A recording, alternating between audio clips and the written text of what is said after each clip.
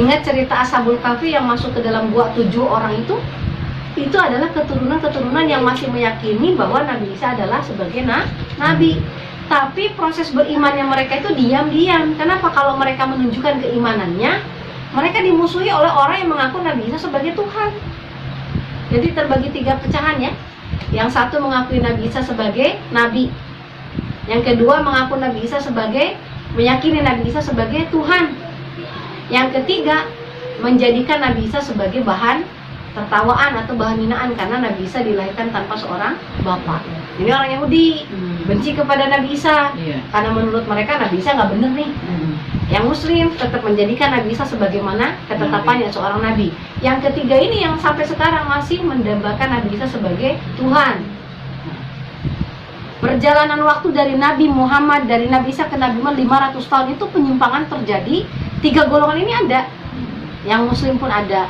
Sampai akhirnya terjadilah era zaman kerajaan yang baik, raja yang buruk, raja yang baik, raja yang buruk. Akhirnya di masa 7 orang penduduk Ashabul Kahfi atau penduduk penghuni gua itu, dia beriman kepada Allah tapi dia hidup di masa kerajaan yang zalim. Rajanya mengaku dia harus disembah. Bahkan semua yang mengaku beriman kepada Allah akan dibunuh. Akhirnya untuk menyelamatkan akidahnya mereka bersembunyi di dalam gua. Kebayang sama Allah ditidurkan 309 tahun. Ini bagi Allah perkara mudah kok. Kayak gitu apa sulit? Enggak sulit, bagi Allah tuh gampang.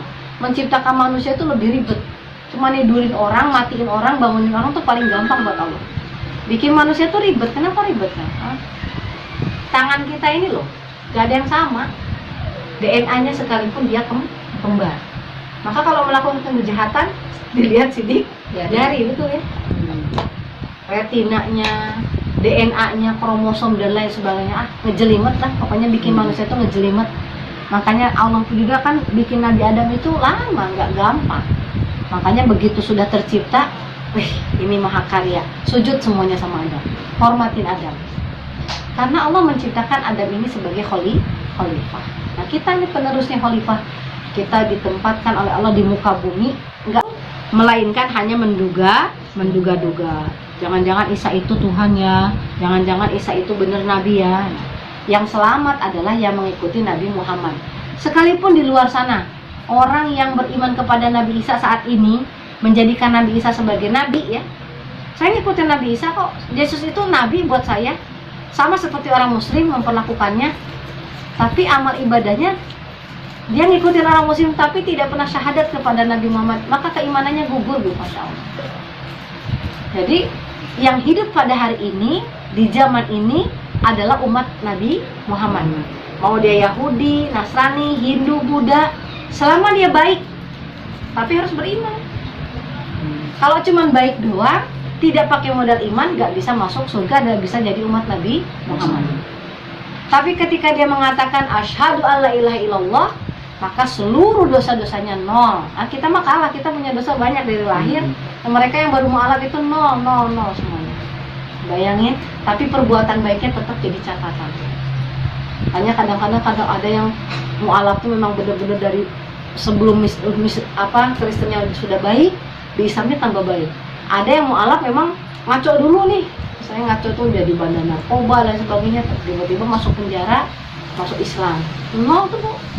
Nol seperti bayi baru dilahirkan. Kalau kita ya Islam dosanya juga banyak ya kan. Kriteria Islam itu 3 Bu. Satu adalah orang yang suka dolimul nafsi. Nah, kita termasuk yang mana ya? Saya termasuk yang mana? Saya yang tahu. Dolimul nafsi adalah orang Islam, dia ngaku Islam tapi suka menzolimi diri sendiri, suka merusak diri. Sudah tahu tidak boleh tapi dilanggar. Islam tapi malamnya karaokean, minum bir. Ada banyak. Uneng, saya mah teman saya mah haji berkali-kali, bukan umroh berkali-kali, bahkan hampir tiap bulan. Lah kata dia katanya buat nebus dosa, habis kata pulang masuk ke pub lagi. Nah jadi kesono cuma buat ngurangin. Ya kagak gitu juga konsepnya, karena saya gitu. Kan tabi'u al umrota bainal umroti, mengikutkanlah umroh pertama dengan umroh kedua karena itu akan melebur dosa. Tapi caranya niatnya salah. Dia masuk ke pub, ntar umroh, ntar masuk ke pub lagi, ntar umroh lagi main cewek, ntar, oh ya kagak gitu juga itu. Emang ada yang menjamin begitu masuk ke pub terus nyawanya masih banyak gitu kan ya? Herannya ya, saya salah minum obat, saya salah minum air putih, minum air aja atau makan putih, itu bisa melilit kayak apa tuh? Ini giliran yang minum AO, minum itu sehat-sehat baik ya? Iya. Gak mati-mati. Minum AO. Minum AO itu di komik Minum AO. Jadi ada orang Islam yang masih suka menzalimi diri sendiri, tahu itu salah tapi dikerjakan. Yang kedua, al-muqtasidah.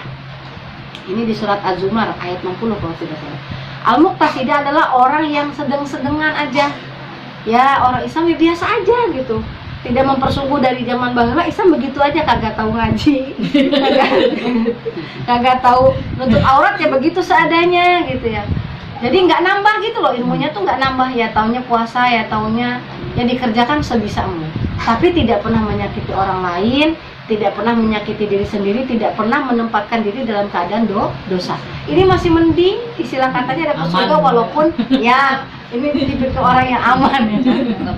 Cari aman. Muqtasidah cari aman. Habis kalau kagak ngaji-ngaji ngapa? Ntar kalau ngaji kudu diamalin soalnya. Ada yang begitu. Emang makanya saya kan belum tentu bisa ngamalin, maka nggak usah ngaji. Ya Allah, ada lagi yang begitu ya. Ada yang begitu. Iya, kalau udah tahu kan harus diamalin bukan. Nah, yang ketiga itu adalah sabiqum bil khairat, orang yang senantiasa berlomba-lomba dalam kebaikan.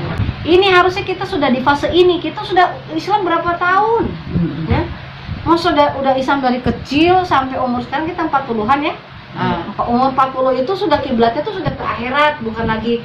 Masya Allah, kalau lihat di TikTok kan udah nenek-nenek masih aja ada begitu ya, Masya Allah. Kadang-kadang kita suka istighfarnya bukan untuk dicela, karena kita takut ya mencela orang begitu, jangan-jangan kita begitu. Tapi jadi bahan renungan, Masya Allah. Kalau Allah memang tidak menghendaki orang itu baik, tidak akan bisa. Tapi kalau Allah menghendaki seseorang itu baik, Allah akan palingkan dari keburukan dengan caranya Allah, dan hatinya kita itu mudah aja gitu diarahkannya. Nah, ketika kita kiblatnya sudah umur 40 itu sudah masa yang sangat matang, masa dewasa, maka kita harus kilas balik, ya Allah, saya bersyukur di tahap ini, di umur seperti ini saya masih diberikan keimanan, saya masih diberikan tenaga untuk bisa beramal soleh. Ada orang udah umur segini kena stroke, gak bisa ngapa-ngapain, padahal dari mudanya segala macam dilakuin, ternyata pas udah stroke, iya ya, aku belum bisa baca Quran, belum ngaji, udah kelewat. Yang ada tinggal penyesalan. Kita masih diberi sehat, diberikan orang tua yang selalu ridho terhadap kita. Karena orang tua juga ada yang durhaka, dikit-dikit nyela anaknya, dikit-dikit nutup anaknya. Hati-hati, walaupun punya pusaka itu jangan dipergunakan untuk anak yang tidak. Dan juga diberikan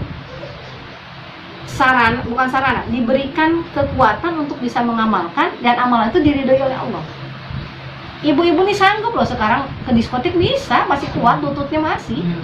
Tapi kan tahu diri kan ya, Bu. Aduh, masa iya sih nggak mau kalah sama anaknya gitu kan?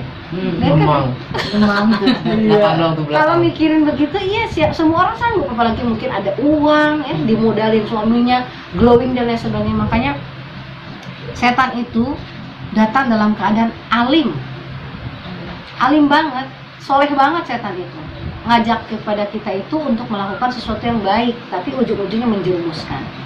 Tapi karena kita sudah di usia seperti ini, maka Allah masih memberikan kepada kita kekuatan untuk bisa mengejar ketertinggalan yang tadinya sholatnya di masa muda masih bolong-bolong, ya Allah kejar, kodoin sholatnya satu persatu, puasanya dikodoin yang dulu ditinggalkan. Kemudian tetap tadi fastabiqul khairat, berlomba-lomba mengejar ketertinggalan tersebut dengan mengamalkan amalan-amalan yang diandalkan. Apa saja amalan diandalkan? Kalau sholat, puasa, zakat itu semua orang udah umum. Apa amalan diandalkan? Di tengah malam, tahajud kan bukan wajib ya, tapi kalau kita bisa melaksanakannya berarti kita spesial. Sodako berarti kita spesial. Sama seperti Bilal bin Rabah, ketika Rasulullah Mi'raj, terdengar suara ketoprak itu suara sandal bunyi di dalam surga, tapi orangnya nggak ada. Sampai Nabi Muhammad mengatakan, wahai malaikat Jibril, ini suara kaki siapa? Orangnya masih di dunia kok. Bilal bin Rabah. Wih, Rasulullah itu pulang dari Mi'raj, dari naik dari langit ke-7 itu buru-buru pengen ketemu Bilal bin Rabah. Wahai Bilal, apa sih yang kau amalkan yang aku nggak amalkan? Berarti Nabi Muhammad belum ngamalin ini. Perkara apa yang kau amalkan? Oh, Bilal itu keadaannya selalu suci. Kentut wudhu. Jadi selalu dalam keadaan suci, dan manakala saya wudhu langsung sholat.